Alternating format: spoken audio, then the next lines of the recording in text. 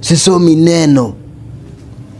Kuna imani fulani ambapo nimeweka mbele za Yesu.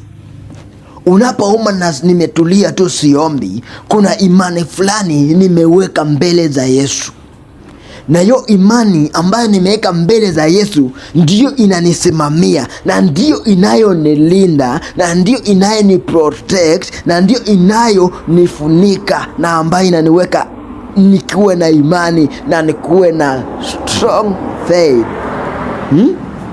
So we utaanza kulia bure, utaanza kujiumiza kichwa, utaanza kufikiria bure, kujiumiza.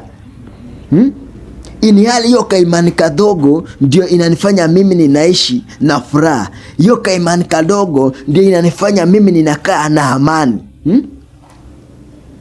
Hata ukimbia kwa waganga ufanye nini, hiyo imani kidogo ambayo niko nayo mbele za Yesu ndio inaniweka huru.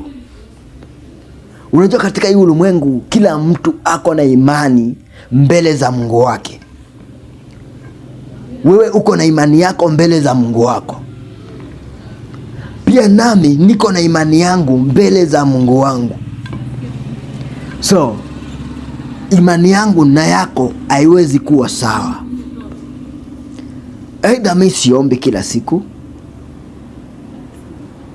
sitendi mema, sitendi haki, sifanyi mazuri, lakini kuna percentage ya imani niko nayo mbele za Yesu.